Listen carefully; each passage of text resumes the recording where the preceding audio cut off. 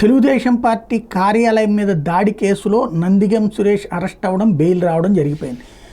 అదే సందర్భంలో మిగతా నాయకులకు సంబంధించి ముందస్తు బెయిల్ వచ్చినాయి.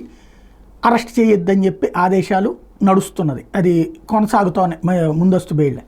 అయితే ఇందులో విచిత్రం, ఇందులో కీ పాయింట్ కింగ్ పిన్గా ఎవరిని చూపించారు అంటే సజ్జల రామకృష్ణారెడ్డి, నాటి ప్రభుత్వ సలహాదారు. అదే సందర్భంలో తెలుగుదేశం, జనసేన, భారతీయ జనతా పార్టీ విమర్శించేటటువంటి విధంగా సకల శాఖల మంత్రి అన్నటువంటిది. అన్ని శాఖల గురించి ఆయనే మాట్లాడుతూ ఉండేవాళ్ళు కాబట్టి, వివరణ ఇచ్చేవాళ్ళు కాబట్టి సకల శాఖల మంత్రి. ఆ సజ్జల రామకృష్ణారెడ్డే అక్కడ పార్టీ కార్యాలయంలో కూర్చుని ఈ గొడవ అంతటిని నడిపించాడు.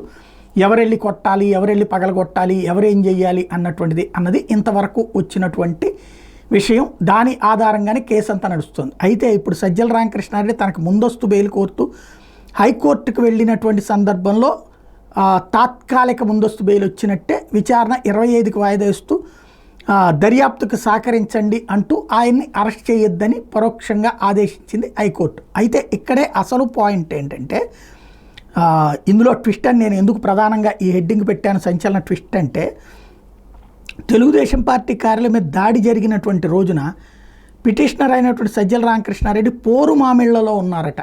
ఆయన అసలు అక్కడ లేనేలేరట. తెలుగుదేశం పార్టీ కార్యాలయం దాడి ఘటన రోజున పిటిషనర్ పోరుమామిళ్లలో ఘటనా స్థలానికి 600 కిలోమీటర్ల దూరంలో ఉన్నారు అన్నటువంటిది ఇందులో ప్రధానమైనటువంటి అంశం. దాంతో ఇప్పుడు ఏం చేయాలో అర్థం కాక కౌంటర్ వేస్తాం అని చెప్పేసి టైం అడిగింది ప్రాసిక్యూషను, సిద్ధార్థ లోద్రా, మెండ లక్ష్మీనారాయణ. దాంతో ఇప్పుడు వాయిదా పడింది, అప్పటిదాకా అరెస్ట్ చేయకుండా. అంటే ఆయన ఆ రోజున అక్కడ లేరు అన్నటువంటి, ఇది టోటల్ కేసుకు సంబంధించినటువంటి అత్యంత కీలకమైన ట్విస్ట్ అనమాట.